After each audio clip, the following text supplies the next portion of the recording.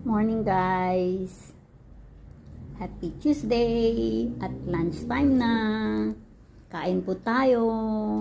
Meron akong fried rice, pork nuggets, chicken macaroni salad, at saka fruit and vegetable salad. At yan ang dressing ko sa aking salad. Ayan guys, kain po tayo. Ayan, di ba? Healthy yan. At saka tubig. H2O. No more soft drinks. Ayan guys, kain po tayo. Di ba? Di ba nakaka-relax? Nakakagutom. Healthy food. Ayan.